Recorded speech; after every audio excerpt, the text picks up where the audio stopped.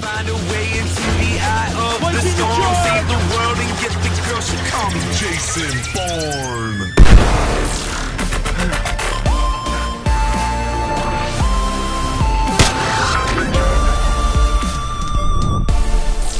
In this video of Halo of Duty Hardline, I decided to show you the gold camos on the 3 main bolt-action snipers in the game. To get the gold camos, you need 500 kills with the bolt-action snipers. Well, in fact, with any gun. All the guns have got a gold camo if you manage to get 500 kills with them, which is just an insane amount, which I was never going to get. So I asked a couple of friends of mine, Danny Fabbles and Varox, if they could lend me their accounts, because they've already got these. So this is me playing, but it's on their account, so that I could obviously get footage with the gold snipers, because I'm never going to manage to get 500 kills.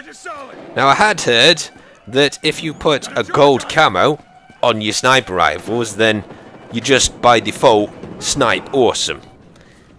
Didn't find that to be the case. So I don't know if the gold on mine is fool's gold, but it kind of feels that way. However, I persevered and then unlocked Magnum ammo, and everything was good again. Because that Magnum ammo, which is one of the unlocks for the AWM and the R700, it does like 35 damage to the back of cars and vehicles when you shoot them.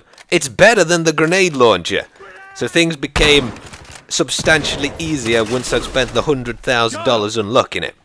I have a feeling that they may have to reduce that, because there's no point picking up the RPGs at the moment. You can take out anything with a sniper rifle.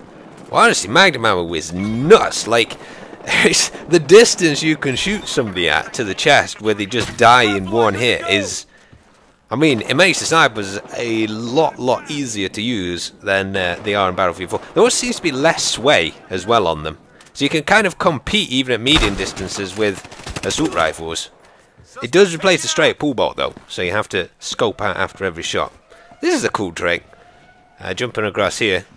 I don't know if this is intentional. It was like the obvious place I thought to get across here. I'm sure somebody else has seen this, but you can get up on the top of here. I'm not sure if they intended people to get up on here, but for sniping, because you can drop down in here as well, it is really good. There's some weird like invisible walls on the top of here, so I'm guessing they probably didn't intend people to get up, but it does give you a pretty good advantage point over the street. These guys didn't even realise where they were getting shot from. And if I was a SWAT guy, I would be straight up on here.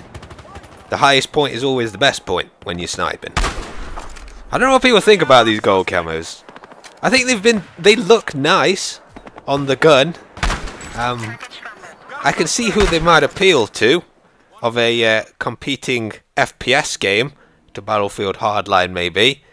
But they do look nice, at the very least. This is the R700. It's a bit different to the AWM, because it's got a faster fire rate, but it's also got Magnum ammo, so I think it's pretty much the fastest sniper rifle to take out vehicles, the R700. Cracking start to the round, this one.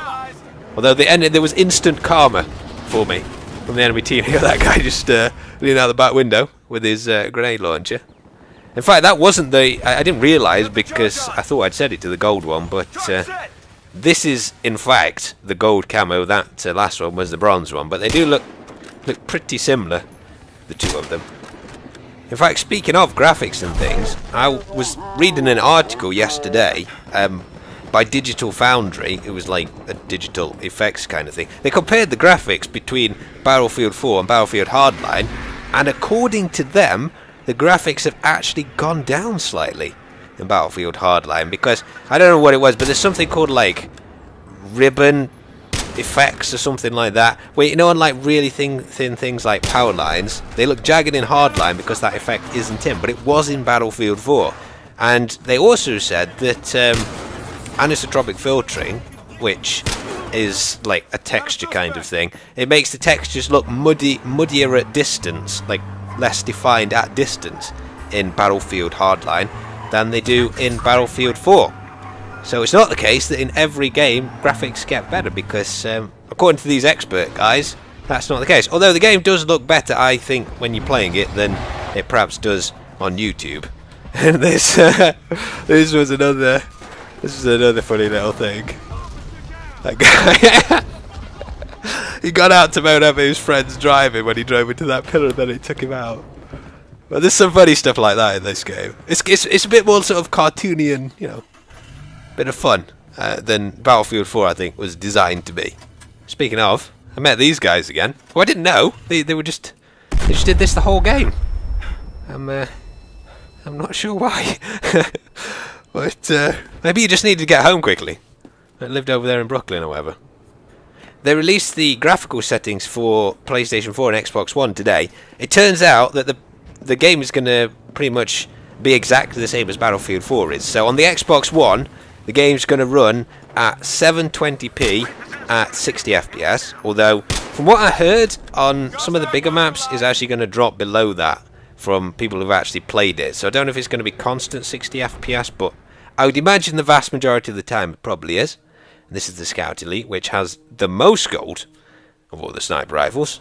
But on PlayStation 4 it's going to run at 900p, so it will look a little bit better on there. Also at 60 FPS.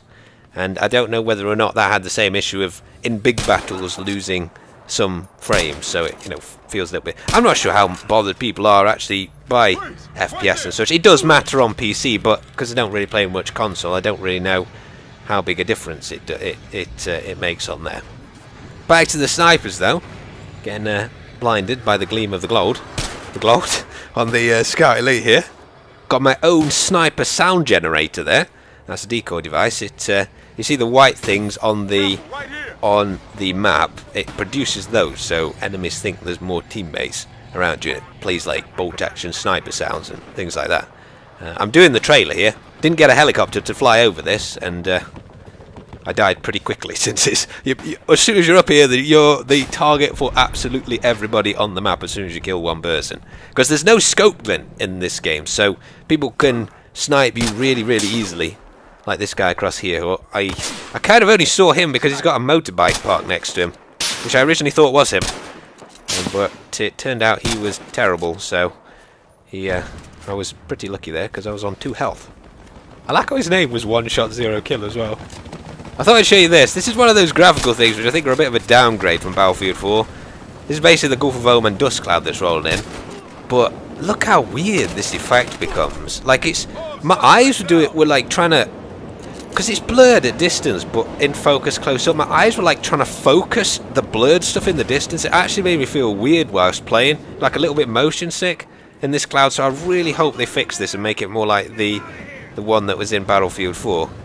But I do like the Scout Elite of these snipers, even when it's in a dust cloud, because with that, there's no pressure on each shot with this gun, because it fires like 85 rounds per minute, which is pretty close to a DMR, really, a semi-auto. So you can get those one-shot headshots, and it's really, really effective. Anyway, I hope you enjoyed this video. Just wanted to show you what you can get if you persevere through 500 kills, and I shall see you guys in the next chapter.